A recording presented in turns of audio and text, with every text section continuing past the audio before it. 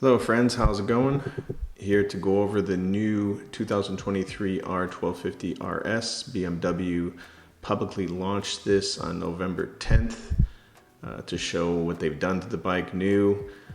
Not a whole lot has been done, a few tidbits here and there. So let's just go over the bike and what's new and what's not. All right, so the price for it, these are all in US dollars. The base model is $15,695, and as shown in this picture, $16,170.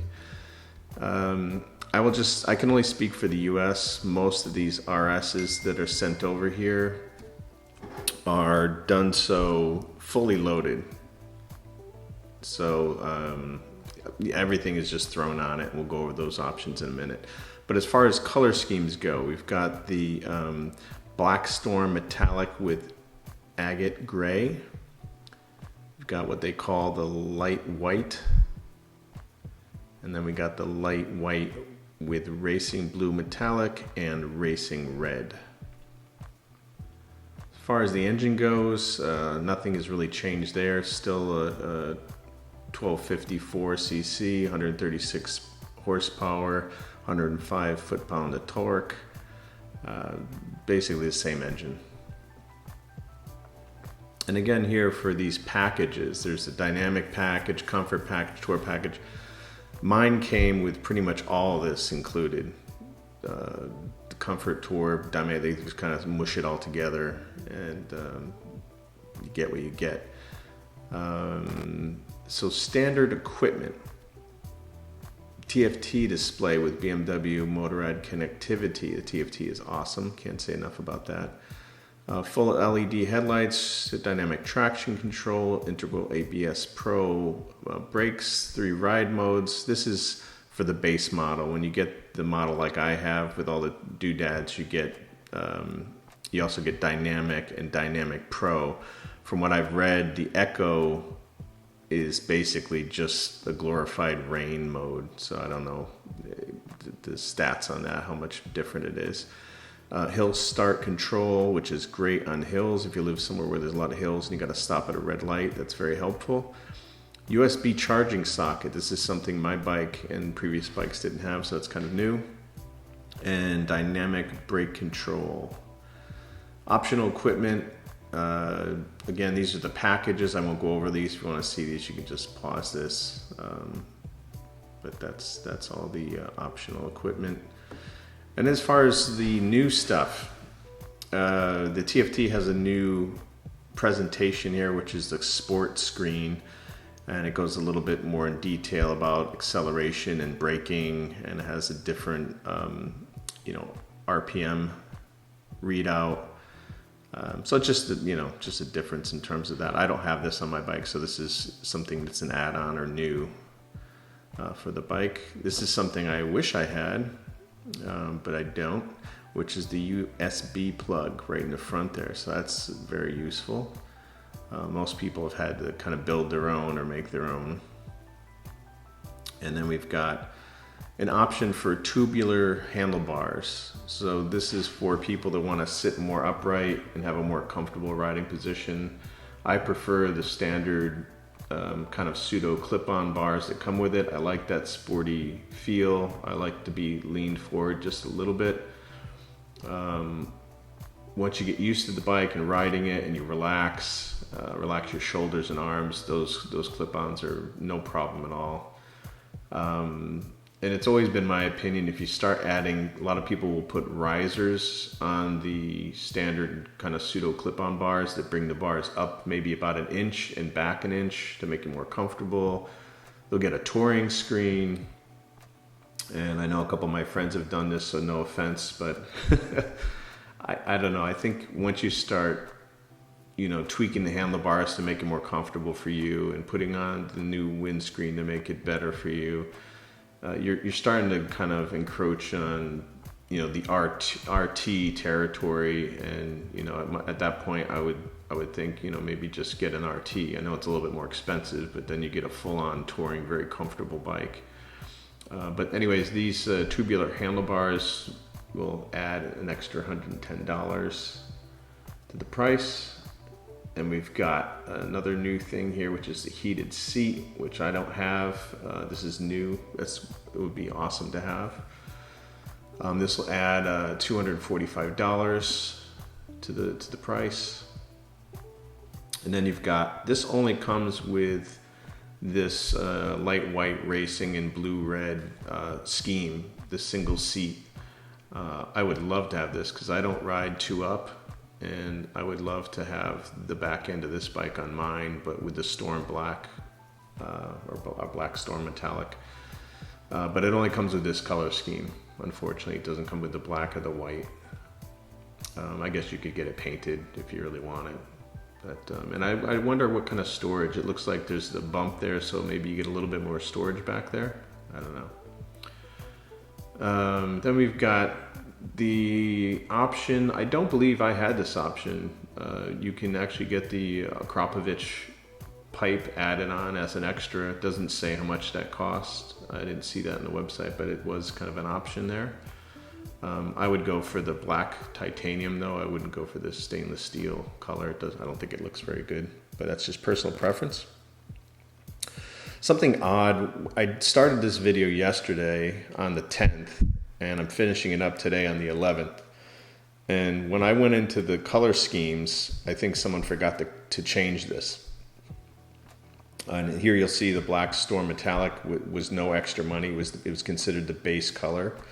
Then you've got the light white, which was $525 extra, and then the blue or whatever, I don't know what they call that. That was no extra. I don't think that cost more.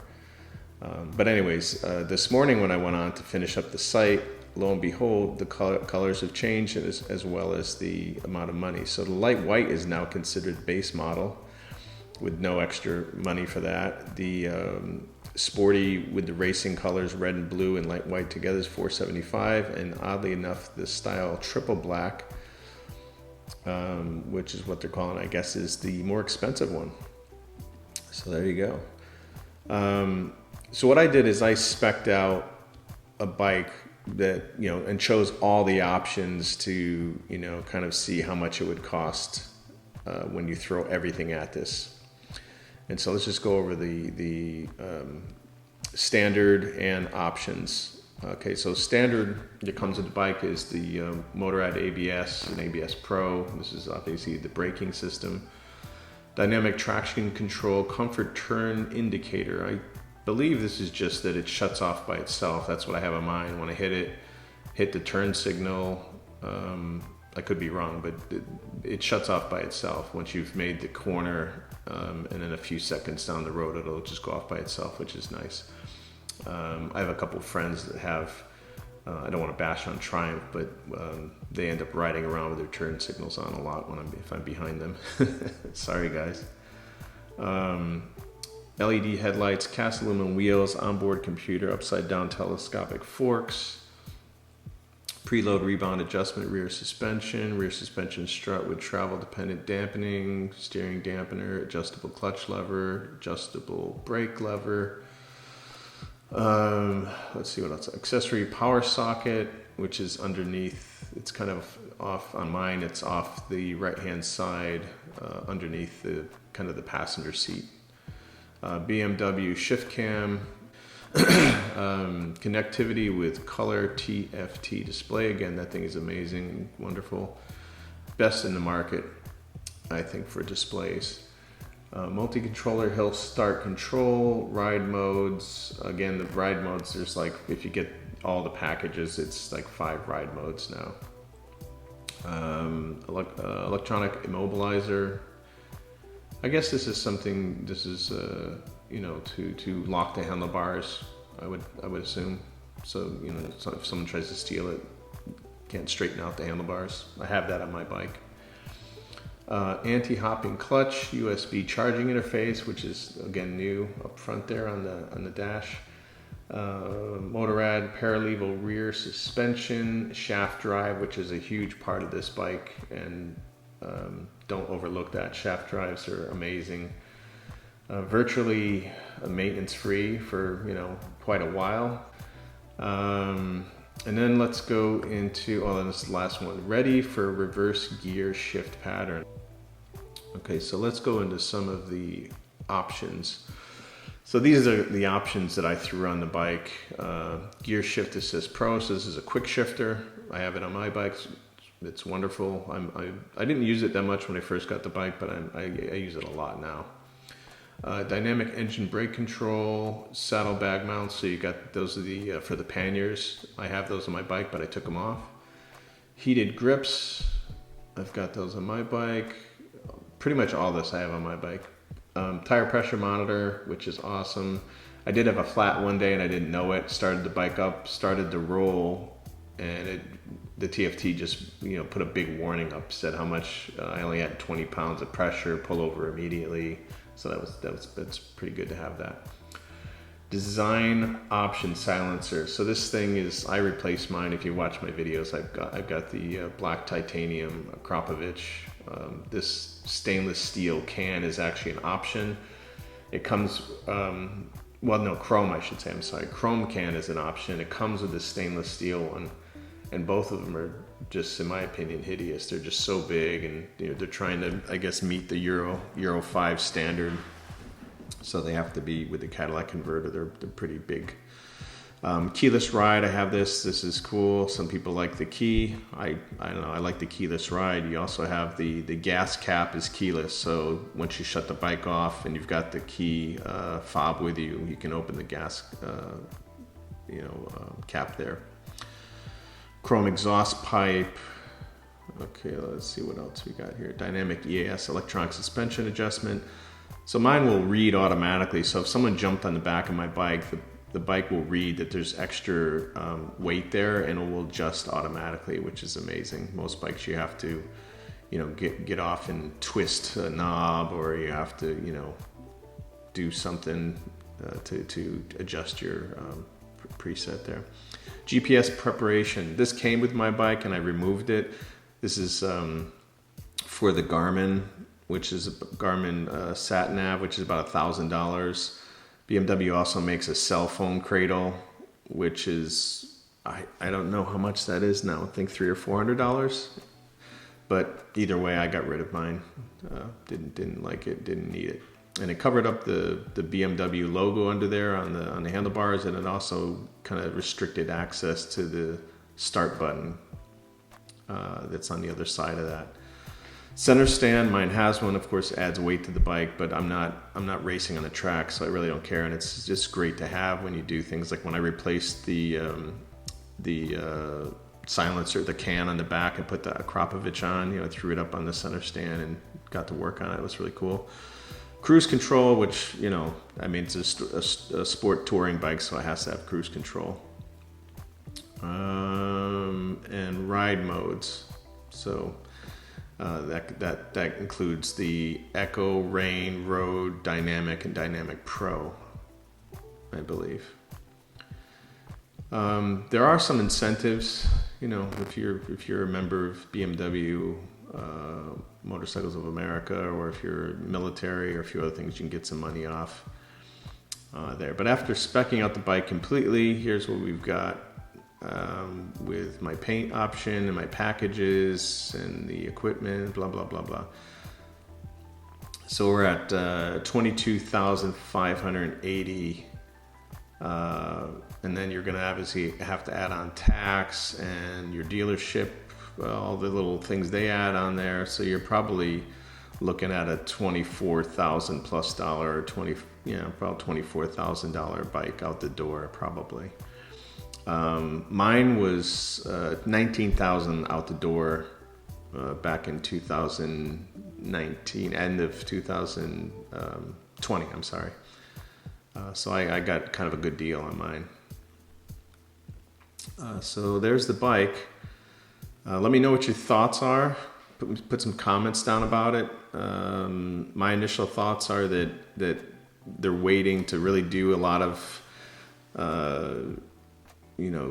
change the bike up a lot once they come out with the new motor. I guess there's the rumor, GS, the adventure bike, has a new 1300cc boxer engine, which will probably be placed into this RS as well as the R and the RT at some point, and I think that's when they're going to make some major adjustments to the bike, is once they have that new engine.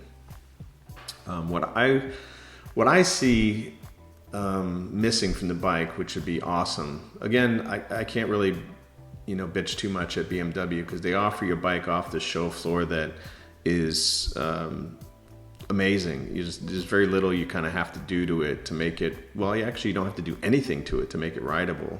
Whereas some bikes, I won't mention names, but I have a couple friends that have them, and they had to replace their handlebars, the seat, the suspension, and the exhaust right out before they even picked it up at the dealership. And that was, thousands of dollars of work just to get the bike to a rideable position.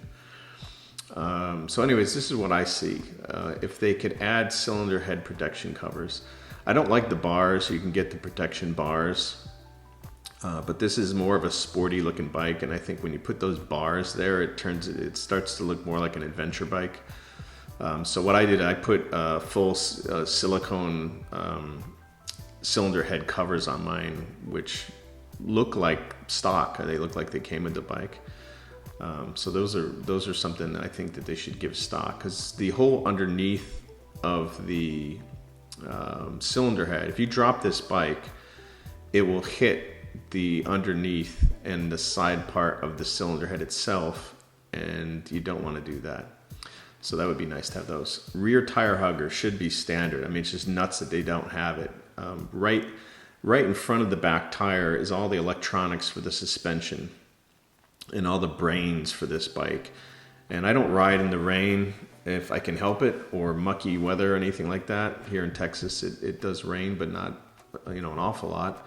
I've been caught in the rain a few times, but it just throws the water and dirt and muck all over your electronics there without the rear tire hugger. So again, I had to buy a rear tire hugger, which was $250, $230, whatever it was, to protect all that. So that should be standard. Better windscreen.